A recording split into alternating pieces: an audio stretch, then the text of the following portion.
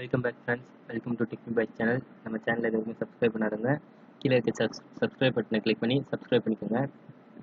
இன்றைக்கி நம்ம என்ன பார்க்க போகிறோம்னா, ஒரு பென்ட்ரைவ் இல்லை மெமரி கார்டு, ஏதோ ஒரு எக்ஸ்டர்னல் டிவைஸ் மெமரி ஏதோ ஒன்று அது வந்து கரெக்ட் ஆயிடுச்சு, அதை வந்து ஃபார்மேட் பண்ண முடியலை. அதை வந்து நம்ம எப்படி சிஎம்டி கமாண்ட் ப்ராம்ப்ட் வச்சு எப்படி பண்ணலாம் அப்படின்றது தான் பார்க்க போகிறோம்.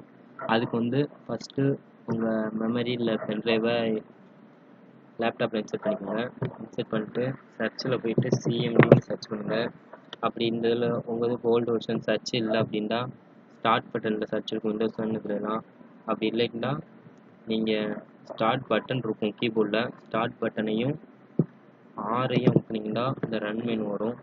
இதில் சிஎம்டி அப்படின்னு டைப் பண்ணிட்டு என்டர் பண்ணிங்கன்னா சிஎம்டி ஓப்பன் ஆகிரும். இதில் போயிட்டு டிஸ்க்பார்ட்னு டைப் பண்ணுங்கள். டிஸ்க்பார்ட்னு ஸ்பேஸ் விடாமல் டைப் பண்ணிட்டு என்டர் பண்ணுங்க.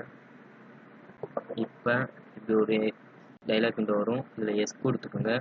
எஸ் கொடுத்தா இன்னொரு இது ஓப்பன் ஆகும். இதில் போயிட்டு டிஸ்க்பார்ட்னு வந்துடும். இதில் லிஸ்ட்டு ஸ்பேஸ் டிஸ்க் கொடுங்க. ஸ்பேஸ் விட்டு டிஸ்க் என்டர் பண்ணிங்கன்னா ரெண்டு இது வரும். ஃபஸ்ட்டு இது உங்களோட ஹார்ட் டிஸ்க்கு, செகண்ட் இருக்கிறது தான் உங்களோட மெமரி. ஃபஸ்ட்டு இருக்கிறது 425 GB என்னோட ஹார்ட் டிஸ்க்கு, நல்லா பார்த்துங்க. செலக்ட் டிஸ்க்கு ஸ்பேஸ் விட்டு 1 கரெக்டாக பார்த்துங்க. செலக்ட் டிஸ்க் 1 கொடுத்துட்டு செலக்டட் அப்படின்னு வந்துருச்சு. இப்போ க்ளீன் கொடுத்துருங்க. சக்சீட், இது க்ளீனிங் டிஸ்க் சக்சீட்னு வந்துருச்சு. இப்போ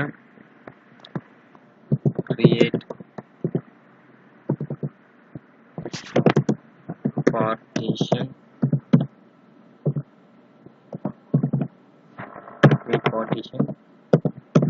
பிரைமரி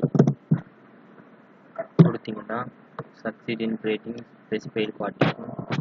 இப்போ ஆக்டிவ் கொடுத்துருங்க. ஆக்டிவ் கொடுத்தீங்கன்னா மார்க்கெட்னு வந்துடும்.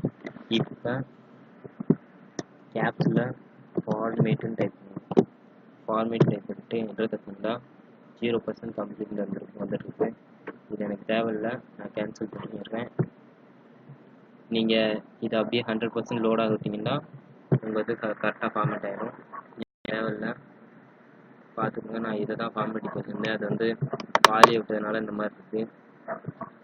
நான் 0%ல் விட்ட உடனே அது அந்த மாதிரி ஆயிடுச்சு. நான் இங்கே நார்மலாக ஃபார்மேட் பண்ணிக்கிறேன்.